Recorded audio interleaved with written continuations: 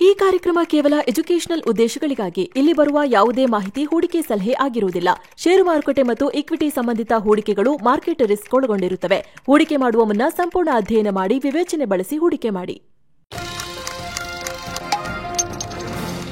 ನಮಸ್ಕಾರ ಸ್ನೇಹಿತರೆ, ನಿಮಗೆ ಬಿಸ್ನೆಸ್ ಶುರು ಮಾಡೋ ಐಡಿಯಾ ಇದೆಯಾ? ನಿಮ್ಮ ಬಿಸ್ನೆಸ್ಗೆ ಫಂಡ್ ರೈಸ್ ಮಾಡಬೇಕಾ? ಬಿಸ್ನೆಸ್ಗಳಿಗೆ ಹೂಡಿಕೆದಾರರನ್ನ ಅಟ್ರಾಕ್ಟ್ ಮಾಡೋದು ಹೇಗೆ? ಬಿಸ್ನೆಸ್ ಲೋಕದಲ್ಲಿ ಆಗಾಗ ಕೇಳಿ ಬರೋ series A, series B, series C funding ಇದೆಲ್ಲ ಏನು? ಯಾರು ಸುಮ್ಮನೆ ಬಂದು ದುಡ್ಡು ಹಾಕ್ಬಿಡ್ತಾರೆ ನಿಮ್ಮ ಕಂಪ್ನಿಲಿ? ಸೀಡ್ ಫಂಡಿಂಗ್, ಏಂಜಲ್ ಇನ್ವೆಸ್ಟಿಂಗ್ ಅಂದ್ರೆ ಏನು? ಒಂದು ಕಂಪನಿ ಸಣ್ಣ ಸಣ್ಣ ಫಂಡ್ ರೈಸಿಂಗ್ ಮಾಡಿಕೊಂಡು ಸ್ಟಾಕ್ ಮಾರ್ಕೆಟ್ ನಲ್ಲಿ ಲಿಸ್ಟಿಂಗ್ ಆಗೋ ಹಂತಕ್ಕೆ ಅಥವಾ IPO ಹಂತಕ್ಕೆ ಹೋಗೋದು ಹೇಗೆ? ಹೂಡಿಕೆ ಆಕರ್ಷಿಸೋಕೆ ಏನೆಲ್ಲ ಮಾಡಬೇಕು ಎಲ್ಲವನ್ನ ಈ ವರದಿಯಲ್ಲಿ ಅರ್ಥ ಮಾಡ್ಕೊಳ್ತಾ ಹೋಗೋಣ. ಈ ಇಂಪಾರ್ಟೆಂಟ್ ಸೂಪರ್ ಎಜುಕೇಶನಲ್ ವಿಡಿಯೋವನ್ನ ಕಡೆ ತನಕ ಮಿಸ್ ಮಾಡದೆ ನೋಡಿ. ತುಂಬಾ ನಿಮಗೆ ಇದರಲ್ಲಿ ತಿಳ್ಕೊಳ್ಳೋದಿರುತ್ತೆ. ಏನಿದು ಫಂಡ್ ರೈಸಿಂಗ್? ನೀವೊಂದು ಹೊಸ ಬಿಸ್ನೆಸ್ ಶುರು ಮಾಡೋ ಪ್ಲಾನ್ ನಲ್ಲಿ ಇದ್ದೀರಾ ಅಂತ ಇಟ್ಕೊಳ್ಳಿ. ಆದ್ರೆ ನಿಮ್ಮ ಹತ್ರ ಬಂಡವಾಳ ಇಲ್ಲ, ಐಡಿಯಾ ಇದೆ, ಸ್ವಲ್ಪ ಬಂಡವಾಳ ಇದ್ರೂ ಸಾಲ್ತಿರಲ್ಲ. ಆಗ ನೀವು ಬೇರೆ ಹೂಡಿಕೆದಾರರು, ಬ್ಯಾಂಕ್ ಹಾಗೂ ಇತರ ಸಂಸ್ಥೆಗಳಿಂದ ಬಂಡವಾಳ ಸಂಗ್ರಹಿಸೋದನ್ನ ಫಂಡ್ ರೈಸಿಂಗ್ ಅಂತ ಕರೀತಾರೆ. ಇದರಿಂದ ನಿಮಗೆ ಬಿಸ್ನೆಸ್ ಶುರು ಮಾಡೋಕೆ ಅಥವಾ ಇರೋ ಬಿಸ್ನೆಸ್ ವಿಸ್ತರಣೆ ಮಾಡೋಕೆ ಬಂಡವಾಳ ಸಿಗುತ್ತೆ. ಆದರೆ ಹೂಡಿಕೆದಾರರಿಗೆ ಲಾಭ ಏನು? ಅವರು ಕೊಡೋ ದುಡ್ಡಿಗೆ ಪ್ರತಿಯಾಗಿ ನೀವು ಅವರಿಗೆ ನಿಮ್ಮ ಕಂಪನಿಯ, ಹೊಸ ಕಂಪನಿಯ ಈಕ್ವಿಟಿ ಅಥವಾ ಶೇರ್ ಅನ್ನ ಕೊಡಬೇಕಾಗತ್ತೆ. ಈಕ್ವಿಟಿ ಅಂದ್ರೆ ಕಂಪನಿಯ ಓನರ್ಶಿಪ್ ನಲ್ಲಿ ಪಾಲು ಕೊಡೋದು. ಉದಾಹರಣೆಗೆ, ನೀವು ಸ್ಟಾಕ್ ಮಾರ್ಕೆಟ್ ನಲ್ಲಿ ಒಂದು ಕಂಪನಿಯ ಶೇರ್ ಖರೀದಿ ಮಾಡಿದ್ರೆ ನೀವು ಆ ಕಂಪನಿಯ ಓನರ್ ಕೂಡ ಆಗಿರ್ತೀರಾ. ಒಂದು ಪಾಲಿಗೆ ನೀವು ಓನರ್ ಆಗಿರ್ತೀರಾ. ಆದ್ರೆ ನಿಮ್ಮಂತೆ ಲಕ್ಷಾಂತರ ಜನ ಆ ಕಂಪನಿಯಲ್ಲಿ ಶೇರ್ ಖರೀದಿ ಮಾಡಿರ್ತಾರೆ. ಹಾಗಾಗಿ ನಿಮ್ಮ ಓನರ್ಶಿಪ್ ಕೇವಲ 0.0001% ಆ ತರ ಎಲ್ಲ ಇರ್ಬೋದು. ನೀವು ಜಾಸ್ತಿ ದುಡ್ಡು ಹಾಕಿದ್ರೆ ಜಾಸ್ತಿನೂ ಇರ್ಬೋದು. ಇನ್ನೊಂದು ಡೆಟ್ ಅಂದ್ರೆ ಸಾಲ. ಹೂಡಿಕೆದಾರರಿಗೆ ಬಡ್ಡಿ ಸಮೇತ ಹಣ ವಾಪಸ್ ಕೊಡ್ತೀವಿ ಅಂತ ನೀವು ಅಥವಾ ಫಂಡ್ ರೈಸ್ ಮಾಡ್ತಿರೋ ಕಂಪನಿ ಗ್ಯಾರಂಟಿ ಕೊಡಬೇಕಾಗತ್ತೆ. ಇನ್ನೊಂದು ವಿಧಾನ ಇದು ಫಂಡ್ ರೈಸ್ ಮಾಡಕ್ಕೆ. ಸೊ ಈ ರೀತಿ ಫಂಡ್ ರೈಸಿಂಗ್ ನಲ್ಲಿ ಆಗ್ಲೇ ಹೇಳಿದ ಹಾಗೆ ಸೀರೀಸ್ ಎ, ಸೀರೀಸ್ ಬಿ ಹೀಗೆ ಹಂತಗಳಿರ್ತವೆ. ಒಂದೊಂದಾಗಿ ನೋಡ್ತಾ ಹೋಗೋಣ. ಈ ಲಿಸ್ಟ್ ಒಂದ್ಸಲ ನೋಡಿ ಸ್ನೇಹಿತರೆ. Bootstrapping, pre seed round, seed round, ಇದಾದ ನಂತರ series A, series B, series C, IPO ಇವೆಲ್ಲ ಫಂಡ್ ರೈಸಿಂಗ್ ಹಂತಗಳು. ಆದ್ರೆ ಈ ಹಂತಗಳು ಶುರುವಾಗೋಕ್ಕೂ ಮುಂಚೆ ಇನ್ನೊಂದು ಇಂಪಾರ್ಟೆಂಟ್ ಕಾನ್ಸೆಪ್ಟ್ ಬರುತ್ತೆ. ಕಂಪನಿ ವ್ಯಾಲ್ಯೂಯೇಷನ್. ಮಲ್ಕೊಂಡಿದ್ದೀನಿ, ಚೆನ್ನಾಗಿರೋ ಕನ್ಸು ಬಿತ್ತು, ವಾವ್ ಸೂಪರ್ ಐಡಿಯಾ, ಹಾಕಿರೋ ದುಡ್ಡು ಅಂದ ತಕ್ಷಣ ಯಾರು ಬಂದು ಹಾಕೋದಿಲ್ಲ. ಕ್ಯಾಪಿಟಲ್ ಇರೋರು ಸುಮ್ನೆ ತಂದು ಬಂಡವಾಳ ಹಾಕೋದಿಲ್ಲ. ನಾವು ಸ್ಟೋರಿ ಹೇಳಿದ ತಕ್ಷಣ ಅವರು ಹೂಡಿಕೆ ಮಾಡಬೇಕು ಅಂದ್ರೆ ನಿಮ್ಮ ಕಂಪನಿಗೆ ಫ್ಯೂಚರ್ ಇದೆ, ಲಾಭ ಮಾಡೋ ಸಾಮರ್ಥ್ಯ ಇದೆ, ನಾವು ಲಾಭ ಮಾಡ್ಕೋಬಹುದು ಅದರಿಂದ ಅನ್ನೋ ಕ್ಲಿಯರ್ ಪಿಕ್ಚರ್ ಸಿಗಬೇಕು.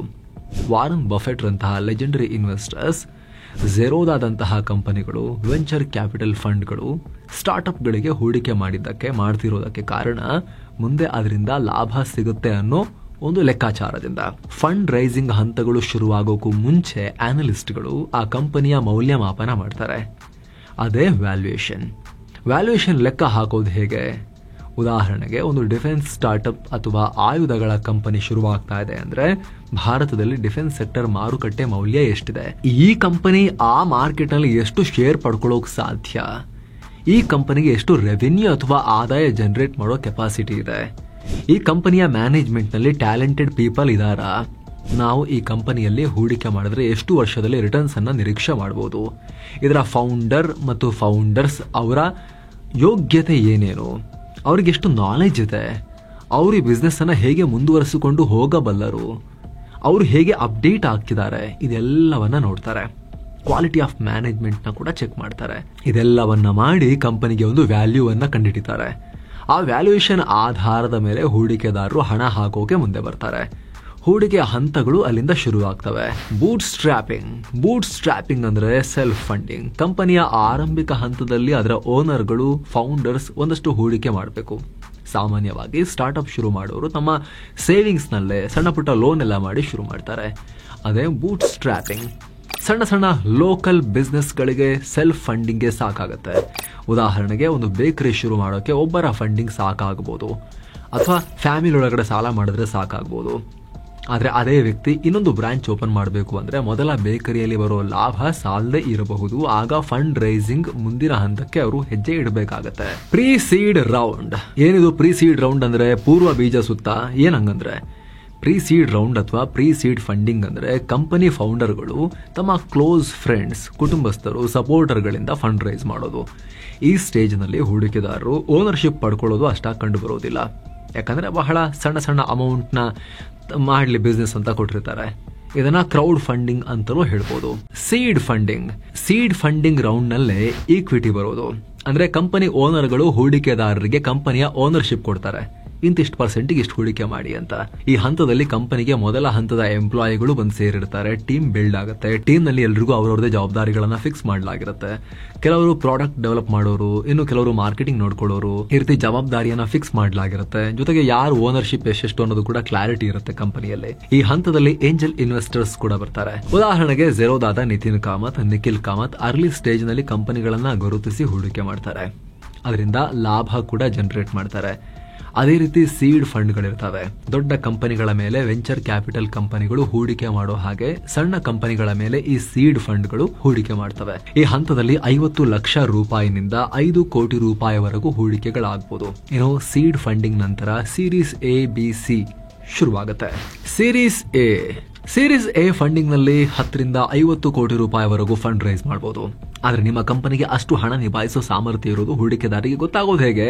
ಒಂದು ಕಂಪನಿ ಸೀರೀಸ್ ಎ ಫಂಡಿಂಗ್ ಹಂತಕ್ಕೆ ಬಂದಿದೆ ಅಂದ್ರೆ ಅದರ ಬಿಸ್ನೆಸ್ ಮಾಡೆಲ್ ಪ್ರೂವನ್ ಅಂತ ಅರ್ಥ. ಅಂದ್ರೆ ಆ ಸ್ಟಾರ್ಟ್ಅಪ್ ಈಗ ಆಲ್ರೆಡಿ ಬೆಳವಣಿಗೆ ತೋರಿಸಿರುತ್ತೆ, ಆದಾಯ ಬರ್ತಾ ಇರುತ್ತೆ, ಅದರ ಕಸ್ಟಮರ್ ಬೇಸ್ ಬೆಳೆದಿರುತ್ತೆ. ಹೀಗಾಗಿ ಆ ಕಂಪನಿಗೆ ಹೆಚ್ಚು ಮಾರ್ಕೆಟಿಂಗ್ ಅವಶ್ಯಕತೆ ಇರುತ್ತೆ, ಟೆಕ್ನಾಲಜಿ ಅಪ್ಗ್ರೇಡ್ ಮಾಡ್ಕೋಬೇಕಾಗಿರುತ್ತೆ, ಹೊಸ ಲೊಕೇಶನ್ ಗಳಿಗೆ ಎಕ್ಸ್ಪ್ಯಾಂಡ್ ಆಗ್ತಾ ಇರುತ್ತೆ. ಉದಾಹರಣೆಗೆ ಬೆಂಗಳೂರಲ್ಲಿ ಹುಟ್ಟಿದ ಸ್ವಿಗ್ಗಿ, ಜೆಪ್ಟೋ, ರ್ಯಾಪಿಡೋ, ಫೋನ್ ಪೇ ಮುಂತಾದ ಕಂಪನಿಗಳೆಲ್ಲ ಬೆಂಗಳೂರಾದ್ಮೇಲೆ ಮೊದಲು ಮುಂಬೈ, ಪುಣೆ, ದಿಲ್ಲಿ ಮುಂತಾದ ಮೇಜರ್ ನಗರಗಳಿಗೆ ಎಕ್ಸ್ಪಾಂಡ್ ಆದ್ವು. ಸುಮ್ನೆ ಆಗಕ್ಕಾಗತ್ತಾ? ದೊಡ್ಡ ಇನ್ವೆಸ್ಟ್ಮೆಂಟ್ ಬೇಕು.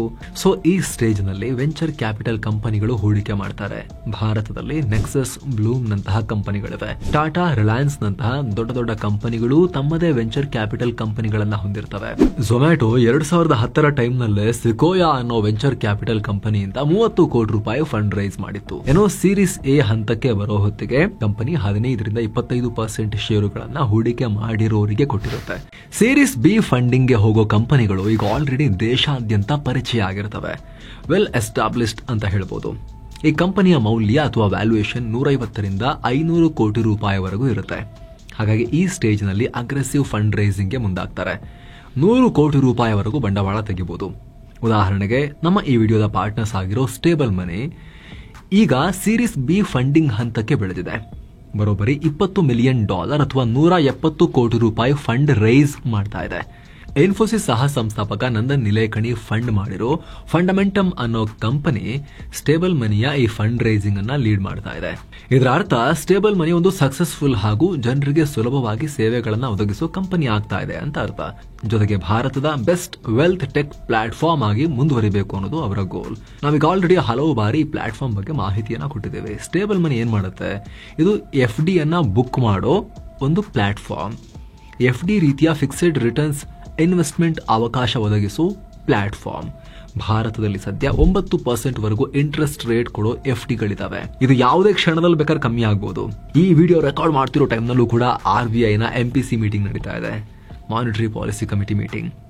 ಎನಿ ಟೈಮ್ ರೇಟ್ ಕಟ್ ಆಗಬಹುದು. ಇದೊಂದೇ ಸಲ ಅಂತಲ್ಲ, ರೇಟ್ ಕಟ್ ಸೈಕಲ್ ಶುರು ಆಗಿ ಹೋಗಿದೆ. ಆಲ್ರೆಡಿ 50 ಬೇಸಿಸ್ ಪಾಯಿಂಟ್ಸ್ ಕಟ್ ಆಗಿದೆ, ಮತ್ತೆ ಕಟ್ ಆಗುತ್ತೆ. ನೆಕ್ಸ್ಟ್ ಇನ್ನೂ ಕೂಡ ಕಟ್ ಆಗ್ತಾನೆ ಹೋಗೋ ನಿರೀಕ್ಷೆ ಇದೆ ಮುಂದಿನ ಕೆಲ ಕಾಲ. ಹಾಗಾಗಿ ಹೈಯೆಸ್ಟ್ ಇಂಟ್ರೆಸ್ಟ್ ರೇಟ್ ನೊಂದಿಗೆ FD ಬುಕ್ ಮಾಡ್ಕೊಳ್ಳೋಕೆ ಇದು ರೈಟ್ ಟೈಮ್. 9% ವರೆಗೂ ಇಂಟ್ರೆಸ್ಟ್ ಕೊಡೋ FDಗಳನ್ನ ಈಗಲೇ ಲಾಕ್ ಮಾಡ್ಕೋಬಹುದು. ಈಸಿಯಾಗಿ ಹೈ ಇಂಟ್ರೆಸ್ಟ್ FD ಅನ್ನ ಸರ್ಚ್ ಮಾಡೋಕೆ ಸ್ಟೇಬಲ್ ಮನಿ ಆಪ್ ಅನ್ನ ನೀವು ಯೂಸ್ ಮಾಡಬಹುದು. ಇದು ನಿಮ್ಮನ್ನ FD ಆಫರ್ ಮಾಡೋ ಬ್ಯಾಂಕ್ಗಳೊಂದಿಗೆ ಡೈರೆಕ್ಟ್ಲಿ ಕನೆಕ್ಟ್ ಮಾಡೋ ಪ್ಲಾಟ್ಫಾರ್ಮ್ ಆಗಿ ಕೆಲಸ ಮಾಡುತ್ತೆ. 200ಕ್ಕೂ ಅಧಿಕ ಬ್ಯಾಂಕ್ಗಳ ಇಂಟ್ರೆಸ್ಟ್ ರೇಟ್ ಅನ್ನ ಕಂಪೇರ್ ಮಾಡಬಹುದು. ಈ ಪ್ಲಾಟ್ಫಾರ್ಮ್ ನಲ್ಲಿರೋ north East bank, senior citizen ಸೇರಿ ಪ್ರತಿ ಗ್ರಾಹಕರಿಗೆ 9% ವರೆಗೂ FD ಇಂಟ್ರೆಸ್ಟ್ ಆಫರ್ ಮಾಡ್ತಾ ಇದೆ. ಇದು FDಗಳಿಗೆ ಭಾರತದಲ್ಲಿ ಸಿಗ್ತಿರೋ ಹೈಯೆಸ್ಟ್ ಇಂಟ್ರೆಸ್ಟ್ ರೇಟ್ ಈ ಕ್ಷಣಕ್ಕೆ. ಅಲ್ಲದೆ ಮನೆಯಲ್ಲೇ ಕೂತು ಕೆಲವೇ ನಿಮಿಷಗಳಲ್ಲಿ ಈ ರೀತಿ ಬ್ಯಾಂಕ್ ನಲ್ಲಿ ನೀವು FD ಅನ್ನ ಬುಕ್ ಮಾಡಬಹುದು. ಸಪರೇಟ್ ಆಗಿ ಬ್ಯಾಂಕ್ ಹೋಗಬೇಕು, ಅಲ್ಲಿ ಅಕೌಂಟ್ ಓಪನ್ ಮಾಡಬೇಕು ಏನಿಲ್ಲ. ಈ ಆಪ್ ಮೂಲಕನೇ ಆ ಬ್ಯಾಂಕ್ಗಳಲ್ಲಿ ಡೈರೆಕ್ಟ್ಲಿ FD ಬುಕ್ ಮಾಡಿ ನೀವು FD ಸರ್ಟಿಫಿಕೇಟ್ ಅನ್ನ ಪಡ್ಕೋಬಹುದು. ಅಲ್ಲದೆ ಈ ಬ್ಯಾಂಕ್ ಮತ್ತು ಸ್ಮಾಲ್ ಫಿನಾನ್ಸ್ ಬ್ಯಾಂಕ್ಗಳ FDಗಳಿಗೆ RBI ಸಬ್ಸಿಡರಿ DICGC ಇಂದ 5 ಲಕ್ಷ ರೂಪಾಯಿವರೆಗೂ ಇನ್ಶೂರೆನ್ಸ್ ಕೂಡ ಸಿಗುತ್ತೆ.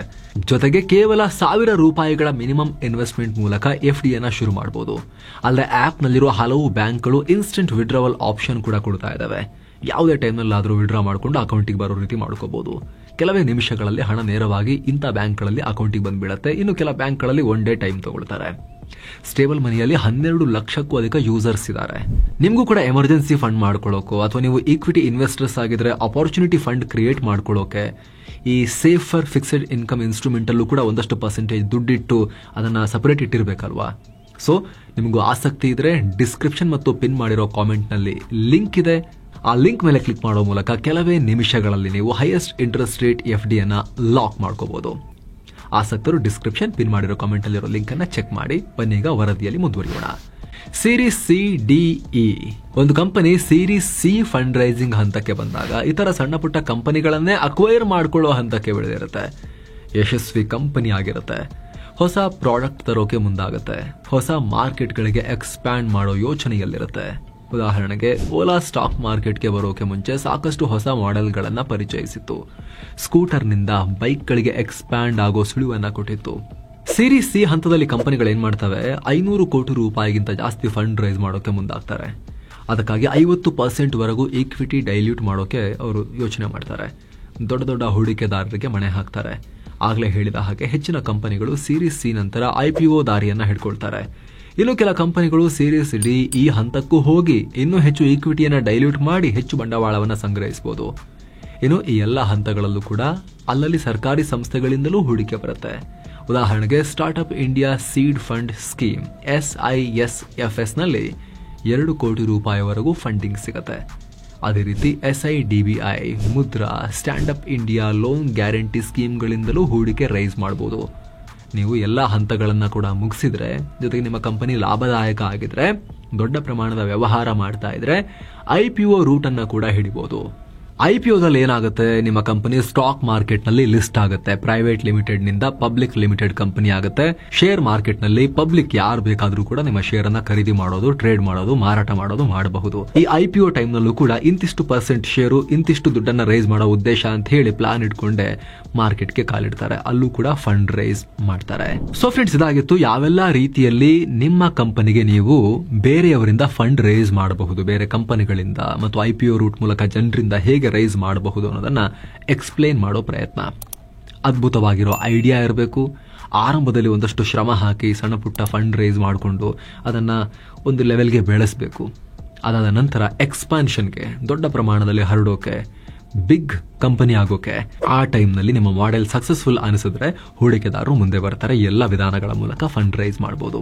ಜೊತೆಗೆ ಸ್ನೇಹಿತರೆ, ಕಡೆಯದಾಗಿ ಒಂದು quick reminder, highest interest rate ನೊಂದಿಗೆ ಫಿಕ್ಸೆಡ್ ಡೆಪಾಸಿಟ್ ಗಳನ್ನ ಬುಕ್ ಮಾಡೋಕೆ ಡಿಸ್ಕ್ರಿಪ್ಷನ್ ಹಾಗೂ ಪಿನ್ ಮಾಡಿರೋ ಕಾಮೆಂಟ್ ಮೇಲೆ ಕ್ಲಿಕ್ ಮಾಡೋ ಮೂಲಕ ನೀವು ಕೆಲವೇ ಸೆಕೆಂಡ್ಗಳಲ್ಲಿ ಬುಕ್ ಮಾಡಬಹುದು.